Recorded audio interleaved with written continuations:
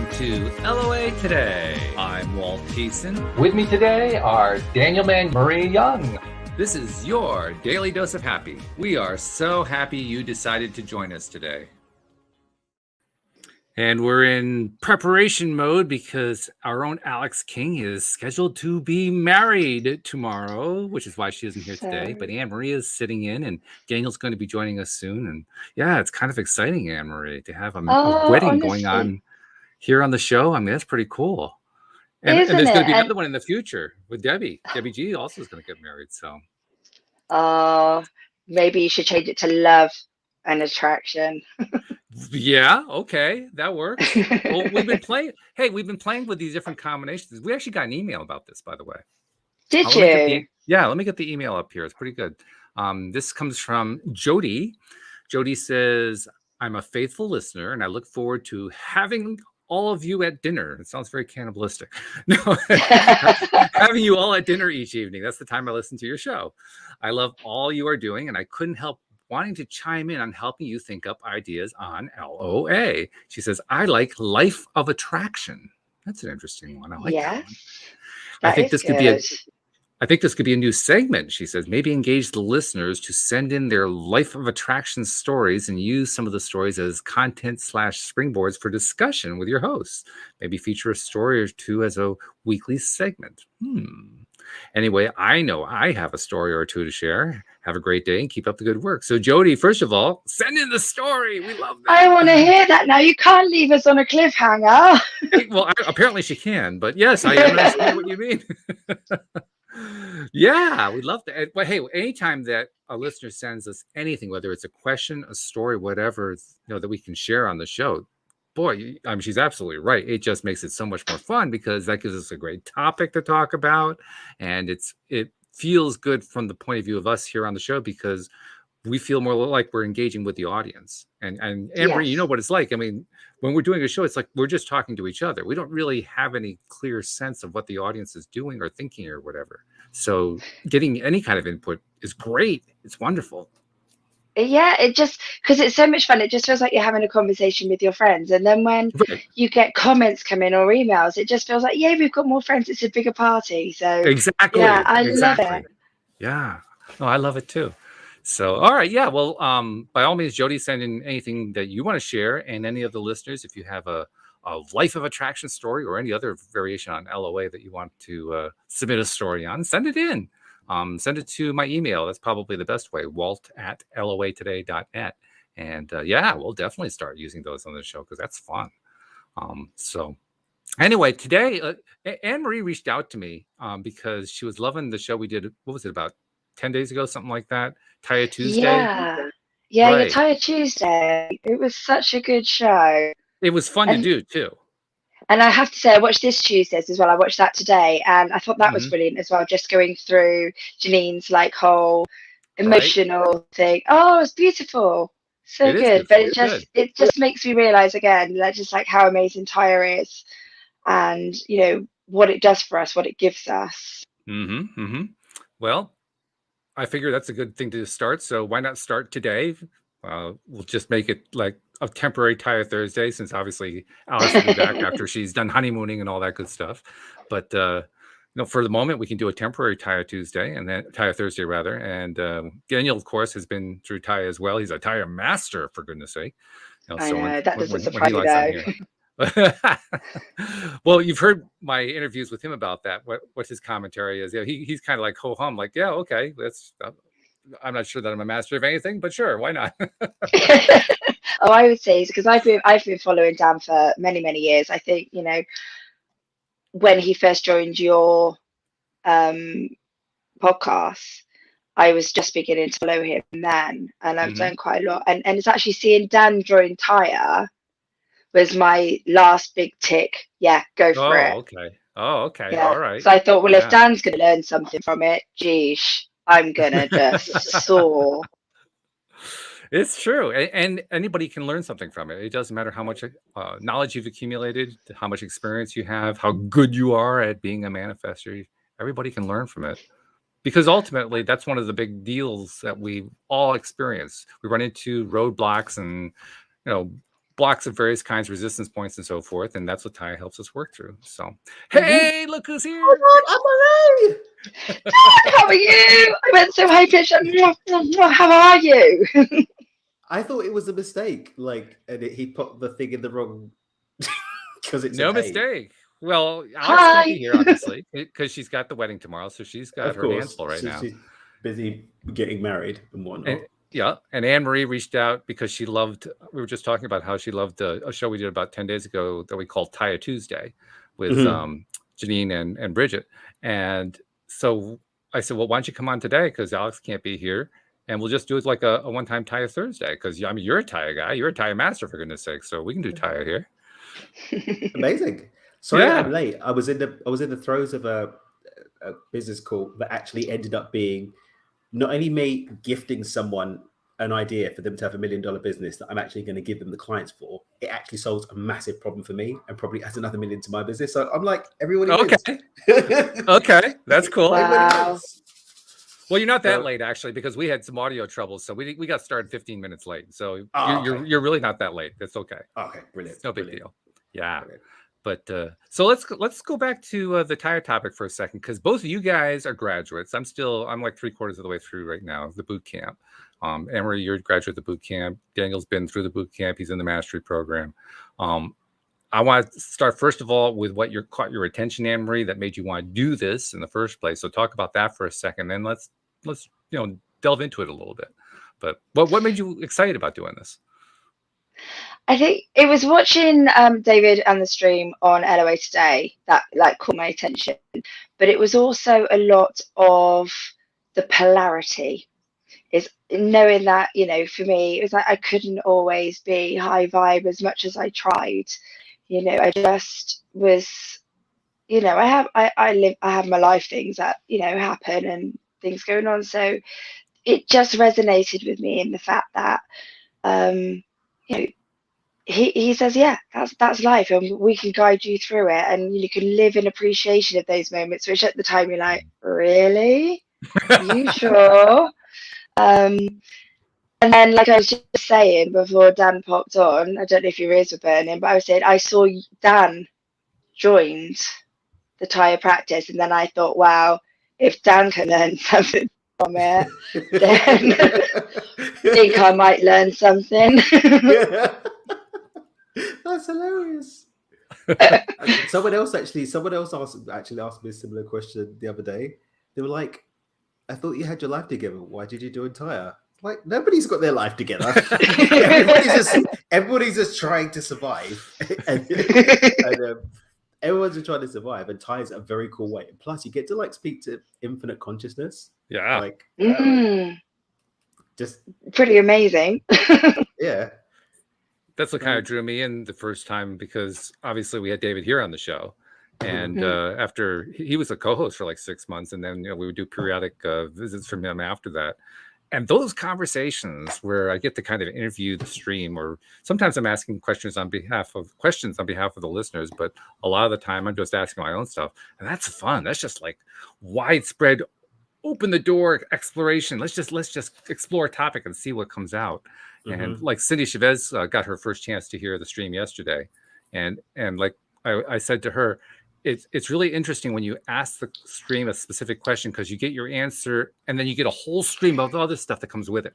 Yeah. Yeah. Rarely you'll answer in isolation. Definitely get some extras. Oh, no doubt about it. And it actually can be a little bit overwhelming when you're not used to it. It takes a little time to get used to it. Once you get used to it, then you realize that, wow, the world is my oyster. There are 25 questions I can ask on that one. Which do I want to ask next? Because there's so many things that come out at the same time. It's pretty cool.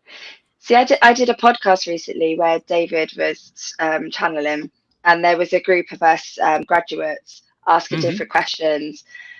And he actually answered my questions like in other sessions. When it's coming up to me, I'm like, I need another question. And then after about I'd had my question and a couple of people did, and then was running out of questions, I was like, I've got another question. I've got another question. It's just, it's addictive. It's addictive, and because so much information comes out and it's so nicely organized, that's the other thing that's really impressive about it. That when the not the organization, when the information comes out, it stimulates the mind. That's what I meant when I said that I have 25 questions afterward. It stimulates my mind so much that I think, okay, carry this out to the nth degree. Wait a minute, what happens after the nth degree? Carry that one out to the next step. What happens after the next step? And it just stimulates. So I understand to some degree why it is that David talks about how when he's done channeling that he's buzzing, because I get the intellectual buzz out of it. He probably gets the full body buzz, but I get the intellectual buzz just trying to follow everything that the stream is putting out. But it's fun, it's challenging, it's cool. So all right, well let's go into your TYA experience, in particular, Anne-Marie, because you're the one who really was interested in doing the TYA Tuesday. Let's play off that a little bit. What if you had to name one thing, or maybe two or three things that were your big takeaways when you were done with the boot camp? What were they? My big takeaways would be to not live in fear, to meet things with appreciation, and just the whole toolkit that you get with it, so that if something does happen, you just instantly go for that. And it's weird how it just becomes so instant. Yes. And so natural. Whereas, I was when I was gloomy, I was really gloomy and I couldn't get myself out of it before. And I used to beat myself up. Well, now I can get myself out of it a lot quicker and a lot smoother. So I think, it was don't live in fear, which is why I've taken so many sort of big leaps since graduating.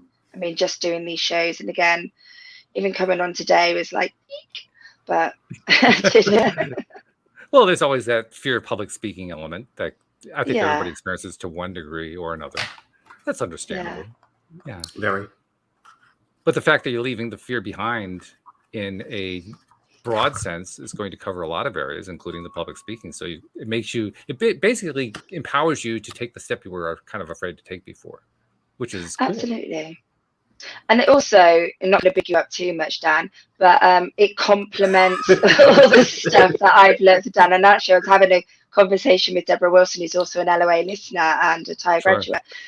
And I was literally just talking about something that Dan says. We were talking about my procrastination. I mentioned it on Monday's show that I've been procrastinating, and what is that about? And I said, well, for me, it's just like Dan says, it's just baby steps and micro shifts, and that's what I need to do. And so I'm still learning from you, Dan, don't worry. But it complements really well what I have learned, and then it's given me the other aspect that I needed. That's one of the really cool things, because it does dovetail with almost all of the teachings we've ever been exposed to, I think. Dan's is an it brings it all together. Example. It does. It brings it all together. There's some things even that since then that I heard in different places I didn't really get the impact of, because I hadn't heard the TYA material. And then having had the TYA material, it's like, oh, I get that now in a completely different, deeper way. And it's like, oh, amazing. Yep. Yeah. Love it. Then that happens. That's how we know we're learning. That's how we know that we're continuing the expansion, because we get those little nuggets, and the nuggets kind of stick in the head, and sometimes they take a while. Yeah. I mean, that's kind of what you were just describing. Sometimes it takes a while to kind of sink in and then, touch the right nerve, so to speak. And then once it touches that nerve, just have a V8 moment. I mean, it's just really weird how that happens periodically out of nowhere, but it's because we set the stage. We fed the information to ourselves, and then we let it do its thing. That's the other thing I noted in what you said that really has been true for me, that I learn the tools, I do the modules, and then a shift happens, and I say, how did that happen? Because I wasn't trying to do the shift. My prior experience said, try to do this, try to apply that, try to learn this, That doesn't happen in TYA boot camp. It's a natural flow. Yeah. And it's spooky sometimes. It's fun, but it's spooky how, all of a sudden stuff that used to haunt me kind of melts away, or something comes up that used to bother me. And now that I'm detuning it, I'm laughing at it. And then once I laugh at it, this other thing that was completely seemingly unrelated also went away. Like, wait a minute, what's going on here? You almost get whiplash trying to follow the thing. And one of the big things that I had as a takeaway from my time definitely was judgment. Yeah, I'm still working on that one. Oh God, judgment and self-acceptance, and how much energy comes back to create when it's not tied up in the ick. Yes. So not having it turn up in ick, just detune. You can go down your spiral, because we go down our spirals. Oh my God, I'm down my spiral. Whereas it's, oh, okay, that's just contrast. And cool, here's an obstacle. Cool, kind of done with this now. Next. That's it. It's not just obstacles either. Oh, so go ahead, Anne-Marie. No, I was just going to say I've had recently what they call a bit of a spin out. So where you go sort of down the spiral, sort of into that whole polarity thing, and rather than freaking out, I was just like, case of like, okay, so what I'm going to learn from this. It's not particularly pleasant, but I can live with this. And what is it? So it's been going on a while, and these things have been happening, and then it's like, oh, there you go. It just brings all the power back so beautifully. Really does. Yeah. No doubt about that. It's not just the resistance points and blockages either. I'll give you an example. I was out in my my daily walk, and I often like to. Well, today actually I was working on module I'm on, because it's the module where you're supposed to build your empire in your mind. So I figure, well, I do an hour walk. I'm supposed to do that for an hour. Yeah, let's do that. That's cool. So I do it while I'm walking along. But I also take the time to kind of just visualize other stuff besides my empire. What other stuff do I want? Like, for instance, Louise and I are going to Alyx's wedding tomorrow. And then Saturday, we're going to go out to Martha's Vineyard. And the weather forecast has been for Saturday to be rainy and cold. And, well, we don't really want that. So I was visualizing an improved weather situation. But I had a different experience of that this time. Because what I normally do is I imagine what the scene is like that I want it to be, my ideal scene, kind of feel that and so forth. And I think what I've tried to do is kind of project that into the future, so to speak. Like, Saturday, this is the way I want it to be. Today, I kind of flipped it around. I said, because today was gorgeous. Today was an absolutely beautiful day. Just picturesque, perfect temperature, everything. So I'm really enjoying, I'm really digging what the environment is like as I'm walking along. And I said to myself, today is Saturday. I didn't project it into the future. I made today Saturday.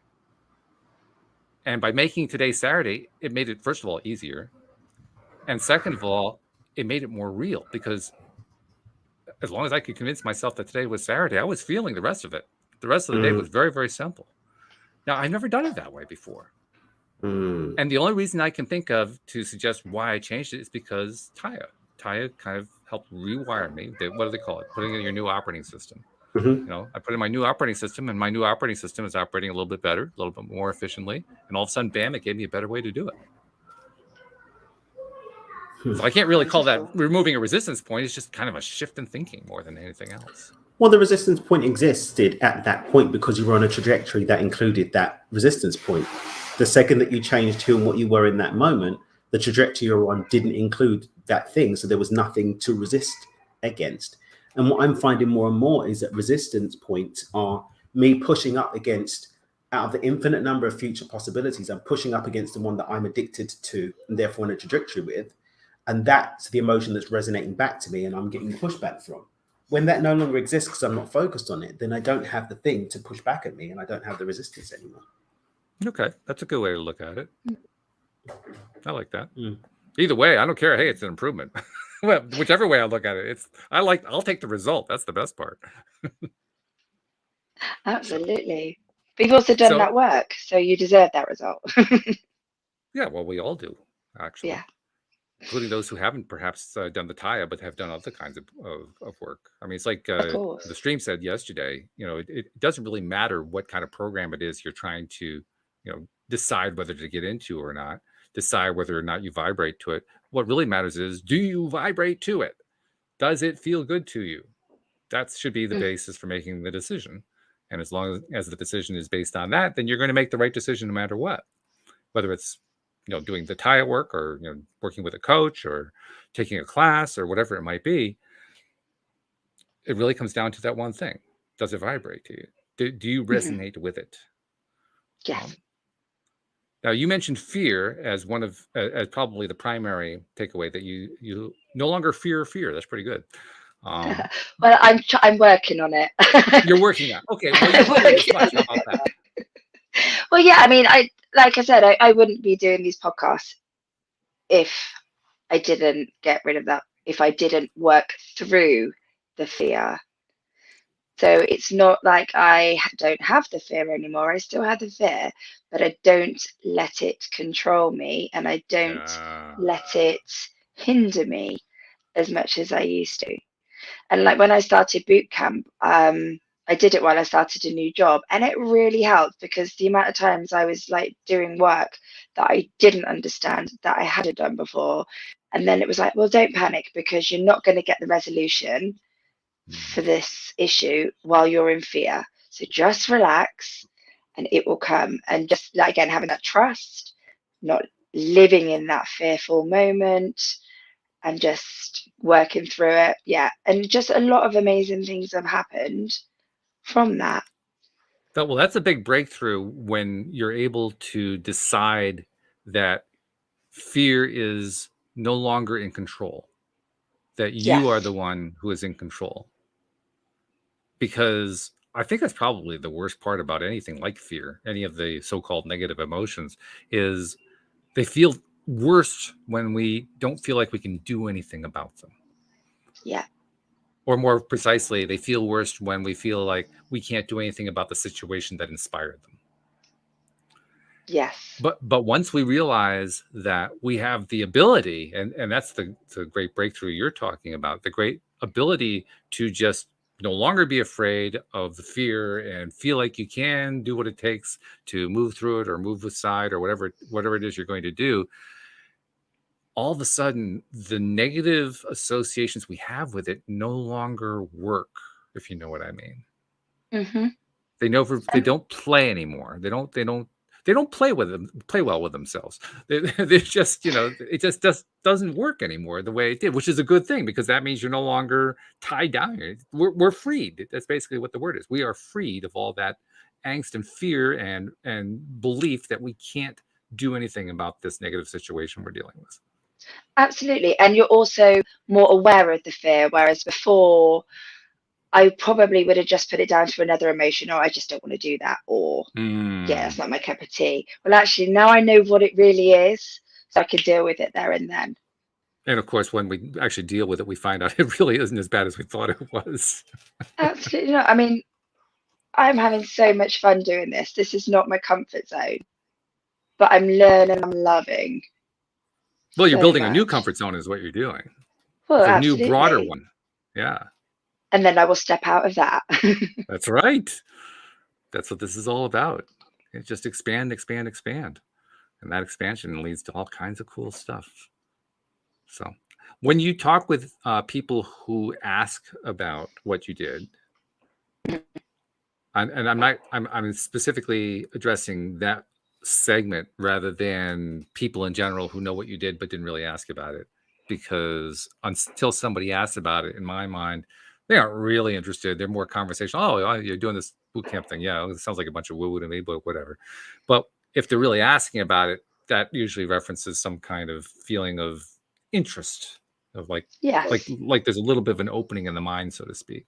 So when you're talking to that group that has expressed some interest in it, what do you tell them?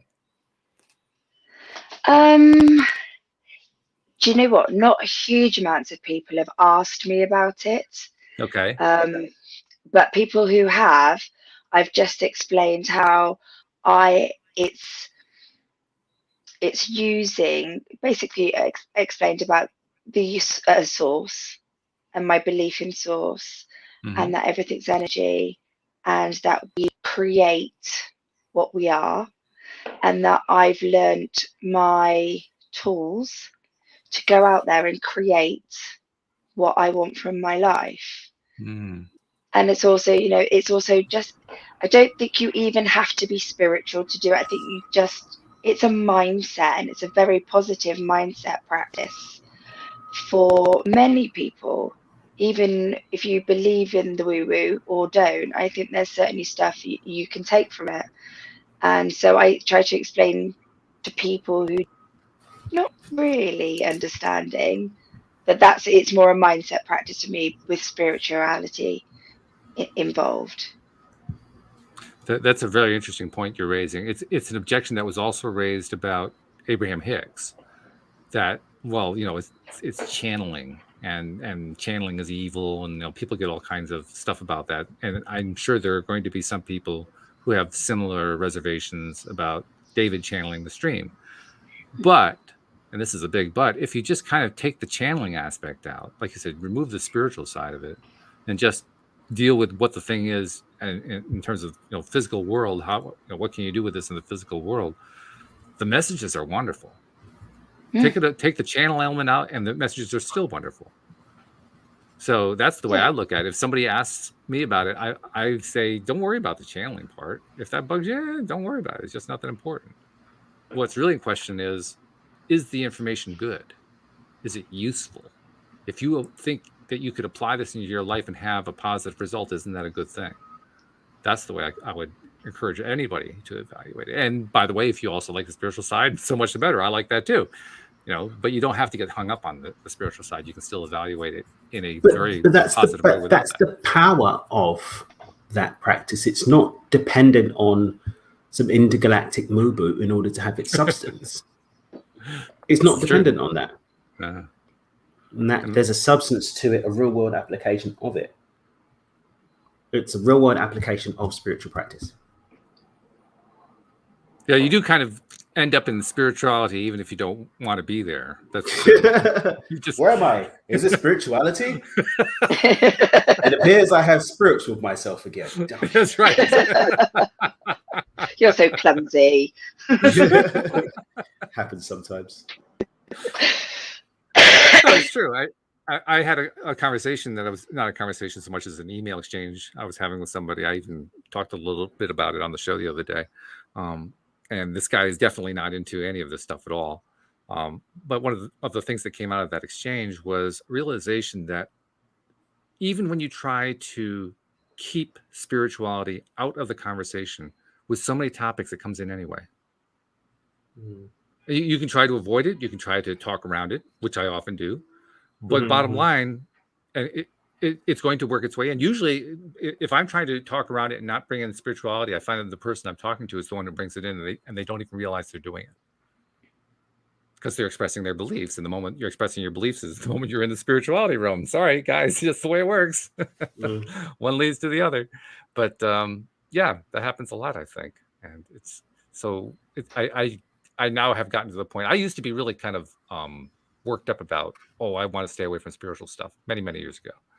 I didn't want to have anything to do with spiritual. And now it's like, okay, yeah, spiritual, let's go. No big deal. Because what I learned along the way is I learned a whole lot more when I allow spirituality in. That's really a good thing. So all right, what else has been a big takeaway for you from the TYA? This is the temporary TYA Thursday, so we have to dive into the thing. So what else have I taken away? I'm trying to be a coach at the moment, and all I've just taken away at the moment is just how awesome the people are. I just love them. Did you say you're going to become a coach? Yeah, I'm trying to be a TYA coach. Cool. I didn't know you were doing that. That's great. Yeah, no, literally, that was part of my mind movie when I was doing the modules. Was to be a coach in it. And I've got other things that I'd like to do with TYA that I'd like to speak to David on. I'd like to do TYA Kids and use some of the tools and go around schools. So there's a lot of things in my head around it, because I think it could be beneficial. And again, it doesn't have to be. I know. It's like I've all grown up and everything, haven't I? I especially like TYA Kids. I mean, regardless of whether it happens in schools, there are going to be kids somewhere who are going to benefit from it, and making it available in a way that kids can absorb and appreciate. That's a great idea. I love that. So I've got a few things in my head. I need to sit down and put up what's in my head onto paper. and try and make that work. So yeah. So what else have I taken from boot camp? I mean, I just back on the kids topic for a second. I'm just remembering that Abraham Hicks, they have, I think, 3 books that explain law of attraction to kids. I can't remember what they're called, but that was their contribution to how do you teach this stuff to children. And I'd love to see a similar kind of thing for TYA, especially since one of the theories of TYA, one of the root theories is what they call the root transgressors, which occur and develop in our early years. I think the range they gave was like 2 to 5 or something like that, or 5 to 7 or something like that. But their early year experiences, well, that's what the kids are going through when they're that age. So how about taking advantage of the fact that they're in the midst of that programming? Yeah, exactly. Get them while they're young. And not just young, get them while they are experiencing it, while they're in the process of absorbing it. Imagine what happens if kids who are in the process of absorbing stuff that is going to be blocking them later on make shifts right then and there. So the transgressors can't even become transgressors. Yeah. I mean, just how could that change people? And that they are like sponges. Like my daughter, when I explained I was coming on with Dan tonight, and my daughter's like, "Oh, Dan, the one who lives in the States." I was like, "No, it's Mexico," but she knew who Dan was. And I said, "Well, I was watching Tuesday, so I reached Tuesday's show, and I reached out to Walt, and she was like, "Oh yeah, I watched Tuesday's show as well." And I'm like, you know, so it's obviously me doing it is going into their lives. That's great. Automatically, with that, I mean, and it's kind of changed the way I parent as well. I don't beat myself up about messing them up because that's my job. I had you. All I had to do was burp you. Sorry. Bye. Have a good life. See ya. Still doing my best, but you know, I try not to beat myself up about things anymore, and you know, it just made me a bit of a more relaxed parenting style, and enjoy them more. So yeah, it does. So I'm still parenting quite well. I still think I'm a good mother, but it's guilt free. You're not putting pressure on yourself to perform as a good mother. You're just enjoying the process of being a mum. Exactly. And I don't care how I come across to other mums anymore. It's about me and them. Yeah, that's really good. It reminds me of some of the conversations that you and I have had with Louis D'Souza on Monday, because he has a very, well, he's not a TYA graduate, so I can't call it that, but he has a very LOA approach with his kids. His approach is basically he teaches them the basics, and then he sets them off to go do their thing and doesn't interfere in any of it, which is quite a feat actually for a parent. But even more than that, if they come to him for something, he says, well, what if I taught you about how to attract it into your lives? He doesn't try to solve the problems for them. He really applies it to, okay, this is how the world works. This is what makes the things in the world tick. So I've taught it to you. What are you going to do with it? I think that's great. I question my kids differently now. It'll be like, okay, so what do you want to happen, and what are you going to be? What do you want to be? What's your decision? You know, just questioning in a different way rather than just go put your shoes on. You know, that it's just a different way of talking. And don't get me wrong, I can still be angry, screaming mum, but I no longer beat myself up about it. And because you're not beating yourself up, you're also empowering them more. I mean, there's a big difference between what you want and go put your shoes on. Those are two entirely different vibrations. Yeah, but also I kind of let my vulnerability out to them, because I had a conversation probably about 6 weeks ago to my eldest daughter. She's only 9 years old, but just saying, like, I don't actually know what I'm doing. I'm trying my best, but we're going to make mistakes, and we've got to work it out together. And you know, you didn't come with a handbook. I haven't got a clue. I might be a grown-up, but we don't know everything. So let's just talk and work it out. That's empowering. That's really empowering, because it's honest. That's a level of honesty that kids don't often hear from their parents. And because it's honest, it also clues them in on what the parents' real limits are. You know, how far can a parent actually do stuff? And it kind of demystifies what parents are all about. I think in that process, because it demystifies it, it basically gives the child the ability to say, oh, well, I'm not so far from being able to do what the big people do. I feel like it's in reach now. There's a permission slip in there. Yeah. And that permission slip is a big, big deal, because that's where self-confidence starts to grow. Really, really good. So yeah, do the TYA Kids thing. Follow through on that one, regardless of what David says. I love how you just gave permission. It's like, we don't need David's permission. You just go and do it. I dub thee. Hey, yesterday I told David that we were going to kind of play on the TYA theme and do the same thing with LOA, coming up with different variations. What LOA stands for? We've come up with, like, laws of attraction, of course, but there's also life of abundance and loving our abundance and living our abundance, and there's a variety of them like that. And I said, I just want to get your permission on that. He says, oh, it's no problem. I got my team of lawyers ready to sue the pants off of you. So I'm joking.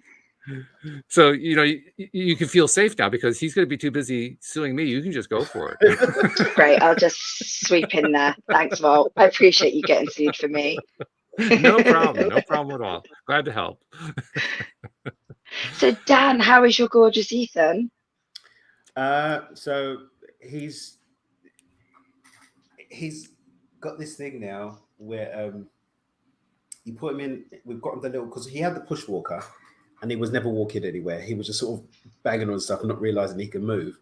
But now he's doing the walkie thing where you hold his hand and he walks. And now he gets that one. So we got him the little sit-in one for him to get excited about moving around. And he's got excited about moving around. He plays with Ariana, so he chases her around, and he's got his favorite rooms he tries to break into. He's worked out how to open a couple of the cupboards. So yeah, the handful has begun, but yes. he's loving running around. He's just like, you put him in, and before he's even sat down, he's already darted off. And he's worked out this little thing that he can get a run up and jump and take his feet off the ground and slide longer. And he's doing that now as well. So it's wild. So much fun. Wild. Yeah. Gotta love a father's appreciation. Yeah. It's, I've got like my little videos of him and my little pictures, and I didn't realize just how much, like, whenever I'm going to spin out, it's impossible to see him doing his screaming runs after his sister. It's like you literally see him like chasing her, like trying to reach out. It's hilarious. It's amazing. It's amazing. Thank you. Well, yeah. I can get that because sorry, Dan. No, I was gonna say he's nearly one. I just remembered he's nearly one, and my brain exploded a little bit. You were saying it goes so quickly. It really does. Yeah. But I was gonna say, when I'm like feeling spin outy, I'm just literally look at photos. They go to bed. You can't wait for them to go to bed to get that time to yourself, and then you just sit there on your phone looking at pictures going, I made these little people and they're just so amazing.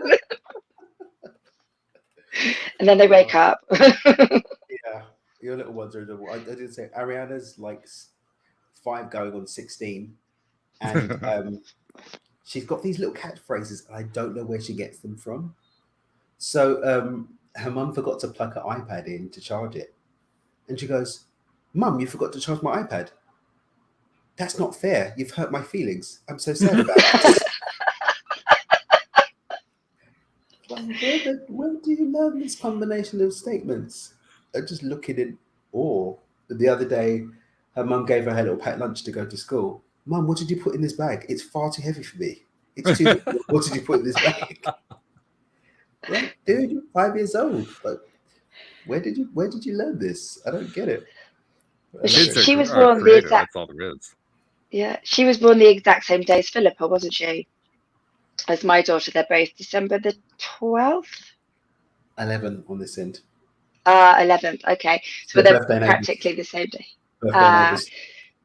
But we had time difference wise, it could be the same time actually. Well, that's true. It could be, couldn't it?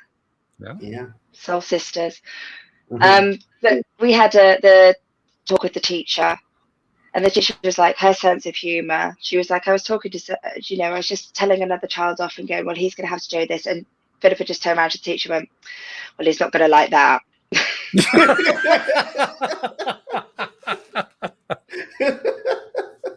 Amazing.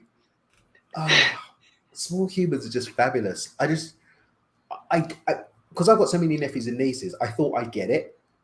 And then when you're watching it close up every day, it's just like, when he started learning to wave, like, who told you how to do that? And watching him learn to eat has been one of the most amazing things, because it was the first time he had food, he had a little bit of avocado. We got it on video, obs. And then you like see him like, like he swallows food.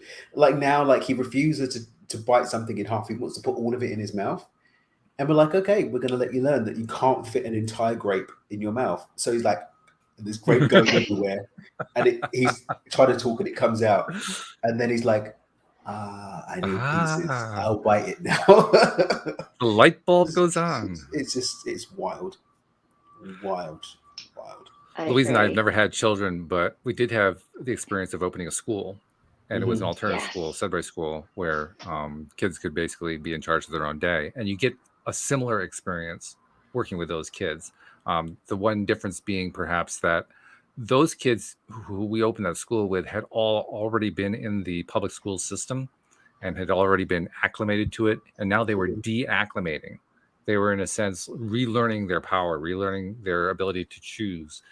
And in the process of doing that, it's fun to watch how they try to treat any adult as an authority figure, because that's what they've been taught. All adults are authority figures. That's what the school system teaches them. And now they're in a system where none of the adults act as authorities. And it's kind of like, wheels in sand. They just don't turn. Well, the wheels will turn, but the vehicle doesn't go anywhere. And so they're trying to figure that one out, but they do figure it out. And the ways that they figure it out are going to be different from one person to the next.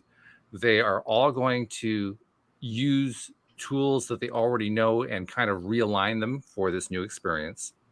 And the creative ways they come up with to do that, that's where it's really, really interesting to watch. You can almost see the minds turning as they're trying out different combinations. I love that. I mean, that's the one thing I missed from when we had to move away and we couldn't be a part of the school anymore. It was just, I lived for that every day, just watching the kids. You could literally follow their learning process just by observing them. Really, really cool. So I do have to run because I've got a call at the top of the hour. Okay.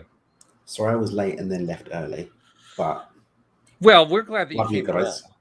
I mean, seriously, love you guys. The best part. So we'll see you next week. So good to see you, Dan. And you too. Love hearing about all the journey and the solstices. He's not going to like that. That's going to be burnt into my mind forever. Right. All right, Daniel. Catch you next week. Bye. Oh, how good to see him again. Yeah. What was he? Did he finish boot camp before you joined? No, I think he joined probably about a month or 6 weeks before I did. Okay, so you did. So we would never in boot. We did do boot camps together because obviously I don't do the Tuesday boot camp because it's like middle of the morning. Right. Okay. Yeah, so you didn't have that. That's one thing I did try to do. I did for a short while. I tried to do both the Tuesday and the Thursday so that I could experience both groups, because what they do to listeners who are wondering what we're talking about, because people are involved from all over the planet in different time zones, they actually have to schedule different times for each of the two meetings, so that if you're in one part of the world and the one meeting is being held at a time that for you is 4:00 in the morning, you don't have to go to that one. You can go to one that's during waking hours, which is a good idea, so you can be a part of it and awake. So that they have different ones for that. But I did try to do both of them for a while, and it's repetitive because they do the same topic for both days each week. But it's also interesting because part of the well, I guess it's fun, but it's also part of the learning experience of boot camp is what they call the check-in process, where every meeting, each of the people who are in boot camp are asked to talk about, perhaps what the particular topic of discussion was for the day, or what's going on with them in their modules, or whatever. And stuff comes up in those check-ins that inevitably there's one or two that you can say, wow, that applies to me too. Right? Yes. And Yeah. that's really powerful. Absolutely. That's why the group approach is such a powerful approach, because of the Me Too effect. But this particularly, I'm trying to convey it in a way that says how powerful it is in the TYA environment. Because I've done other kinds of groups, and they're all good, but there's something special. There's something specific about the way the TYA process comes through in a group setting. And I guess what I'm thinking about is the same thing I talked about earlier, where you learn and you're focusing on this one thing, and all of a sudden this other thing gets fixed over there that you didn't expect. The same thing happens in the group experience, I think. Absolutely. And I think it's a kind of course where you are so held. I mean, the community is just phenomenal, and the support you get. I mean, the one-on-one coaching, there's no limit to that if needed. The bootcamp calls, the Facebook pages, I mean, the support there. But also it's a practice that it's not a one-shot stop. It's everybody has their tools and they're different. What works for one person. I love journaling. It hurts your hand. And watching people figure and navigate their way to this emotional freedom, and everybody, because you kind of go down a spiral to start with. It is hard work.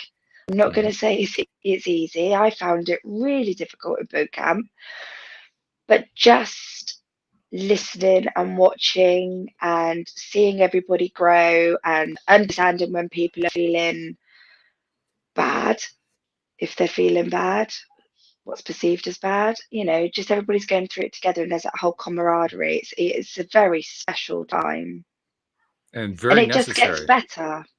It does get better. Even when you graduate, I think a lot of people wonder, like, when you've graduated boot camp and you've done boot camp, then what? But actually it just goes on. Right. Yeah, which is very important. The thing that also occurs to me is that you're talking about how you're going through it. How'd you say it just now? You were talking about how you go into a spiral, and I know what it was. You everybody has their own tools that they're into. Like you said, you like the journaling. For me, the tool I like best is the 3-step process for climbing up the spiral. But like you said, everybody has their own thing that they're really interested in. And when you take that thing that worked for you, I find anyway, that when it comes to being of assistance, being of support to others in the group, I draw on that. I suspect you probably do the same thing with the journaling. Yes.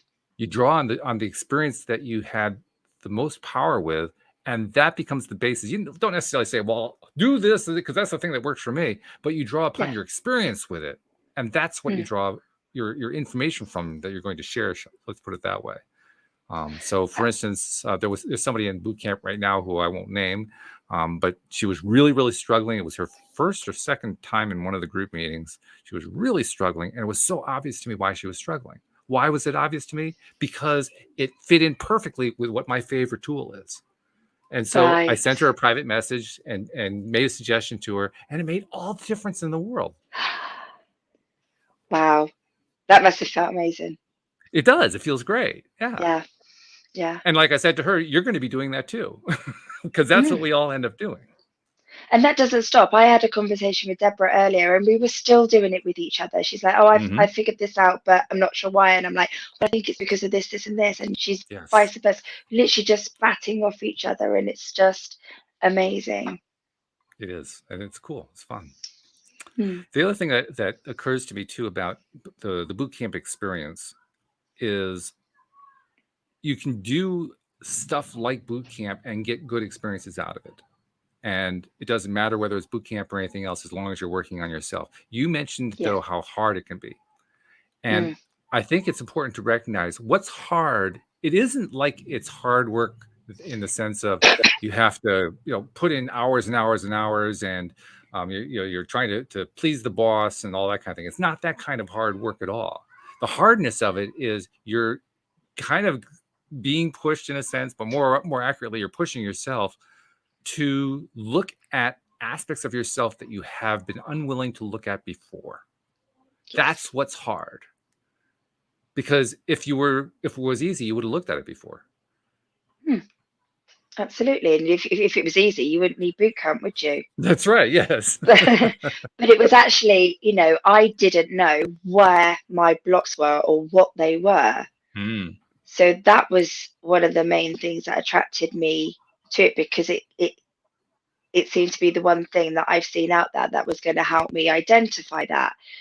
And it did. And some of it was a shock, just, why is that affected me? I would never have thought of that. And then obviously you investigate it more. And nothing particularly bad came out of it for me. But I think for me, I did it while transitioning into a different stage of my life, how things were going on. So there was just so much going on. So I was detuning a lot. But my goodness, how freeing to, rather than just sit in all of that, to work through it and it's get that appreciation.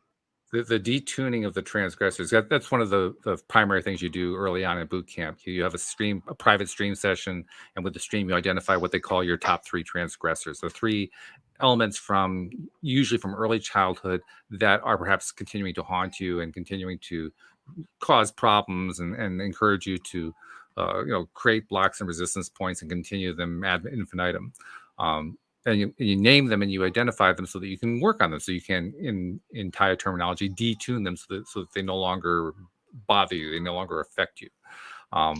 What I found, though, when I did, I've already detailed here on the program what my transgressors were. They were what the stream called my family curse. I still love that phrase. Basically, I have like generations of family members who failed in business and who had negative expressions about money. So that was my big one. The second one was my mom having a very confused view of life, and she ended up confusing me and everybody else in her life. And so dealing with my mom's confusion was kind of an unusual transgressor, because you could never put your finger on what was wrong. It was just very confusing. And then the third one, the one that surprised me, the one that to this day I'm still kind of amazed at, is my dad being angry about my mom's confusion. I had no real sense of that. I had no sense of that at all. Yeah, that didn't occur to me. And as I think about it, he probably was frustrated by it. He certainly never showed it to us. But I can kind of think about times when he would have been a little bit frustrated with my mom. And yeah, the confusion part probably was feeding that. I just never made the association before. But the reason I mention all of that is I found that I didn't actually do a whole lot of detuning of my transgressors. I did on the first one. That was a big deal one. That's the journaling. That's where I spent most of my time, was on that first one. The second one I found I'd actually pretty much detuned that before I got into boot camp. There really wasn't a whole lot of work to be done there. And then the third one, I couldn't find anything that was bugging me there, so I didn't do anything with. So my point is, my 3 transgressors weren't that big of a deal. Same. So how did I end up getting a big result? Because I have gotten some big results out of this. And that's what I'm referring to when I say I'm working on this over here and I get that over there, and I don't know what the connection is between them. But I would do what they said to do. I would be detuning stuff that I thought was already detuned. I mean, that's what you're supposed to do. So I went through and did that. And all of a sudden, other experiences over here changed. And I didn't know why. And I didn't know what was causing that. Whatever it was, is just having that realization kind of was clear in that way, and coming to it in appreciation.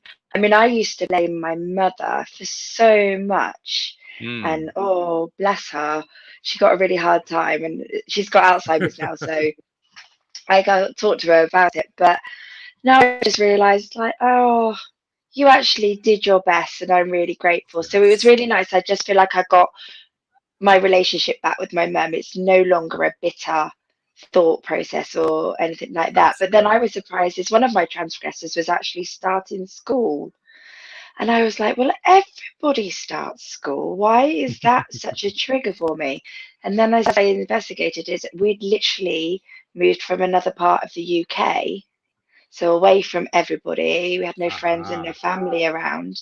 And then suddenly my mum drops me off at school and says bye. And it's just like, I've literally been moved from everything that I know Sure. and put in this place. And then I was like, oh, okay. So, okay, I can see why now. Yeah. And it was, you know, and I had to go, I had a lovely little journey detuning that one. Mm-hmm. It was fun. That's good. That's really good. Yeah, certainly I can see where that would be a traumatic experience. But I can also see how you blow it off because you figure, well, like you said, everybody goes through school. No big deal. Absolutely. I think that's one of the other things that we learned about transgressors, because your top three, once you've detuned them, they change and other transgressors come to the fore, and it becomes an ongoing process of noticing what it is and then detuning it. That's why it goes beyond boot camp. But the thing that I think that the whole transgressor process has shown me is that we end up giving lots of power to these so-called transgressors, and all we're really doing when we're detuning it is taking the power away. Yes. And once I understand it that way, now it becomes, I think that's why detuning is now so automatic. Because I understand that. All I'm doing is taking the power away that I gave it before. Yeah. And I don't tend to journal so much as I used to. When I was in my spin out, I was literally went straight back to basics. I was setting my alarm. How am I feeling? Where am I? What is this about? I literally did it again because that's what works. But I kind of do it in my head. Just like explore it in my head now, and it becomes a lot easier. But I still, as something comes up, I still do that whole detuning thing. It's quite a powerful tool because you can't control other people. You can't control their reactions. All you can do is control your reaction. Well, you can try, but you can drive yourself crazy doing it. Yeah, and I don't want that. Well, a lot of people do that. I just had to mention it because that's what people spend a lot of their lives doing. And I've been there, and that's why I say it's like help me as a parent, because it's kind of what I was doing. But they're not going to live my life the way I want. They've got their own little lives, so just going to watch the show. I like what you said also about how you appreciated that your mom was doing the best that she knew how to do. And I did very much the same thing with my mother. And when my mom passed about 2 years ago, a little over 2 years ago. When she passed, in the months leading up to it, I knew that she was about to go. I think I was the only one of my siblings who knew, but I knew. It was pretty obvious to me. I'm kind of amazed that they didn't know, but that's another story. But the point is, I knew that she was going, and I knew that even up until that point in her life, she still had not been able to eliminate the confusion, and I knew what the cause of the confusion was. And I was so sympathetic to her because I knew where it was coming from. It came from her experience growing up. Yes. Her confusion came from, basically, she grew up in a time where a female role was clearly defined. And if she had had the voice to say it, she would have been in utter rebellion over that role. So she didn't know what to be. Exactly. But wasn't there a study, like it's only probably in the last 80 years that there's been people never used to think that your parents had any impact on your life at all back in the day. Yeah. So I do find, I know when I studied counselling, I kind of got married and I did this artwork and I drew a brick wall and I was like, this is where all this family mess is going to stop. I'm not taking that forward into my family, because I think, our parents, again, like I said, I don't have a book about bringing up my children. They didn't have a book about bringing up me, and we all have our past experience. We're just lucky to have found a way to navigate our way through it. Woohoo! Seriously, that's worth celebrating. It's a great thing. Yeah. Well, I know what's something else that's worth celebrating, and that is that you decided to reach out and say you wanted to do a TYA Tuesday kind of thing. So thanks for doing a TYA Thursday with me and Dan. I appreciate that. Oh, it's been amazing. Thank you. And we'll find more opportunities. Alyx all the best for tomorrow. Yeah. Well, I'm looking forward to seeing what she looks like as a bride. I have to admit, I'm not sure what to expect in that regard. So it's going to be fun. It's going to be really I just hope, like I say, I hope there's some purple in there, because it suits her. She'll be stunning. I'd be stunned if it wasn't in there. Seriously, that's like her top color. So if it's not there, it's like, okay, are you the Alyx King that I really know? Well, actually, not much longer. She's going to be Alyx Standy pretty soon. So that's a whole nother story. Anyway, well, thank you very much once again. Really appreciate it. Thank you to all of our podcast listeners everywhere. We will see you all next time here on LOA Today. Goodbye, everybody. Goodbye.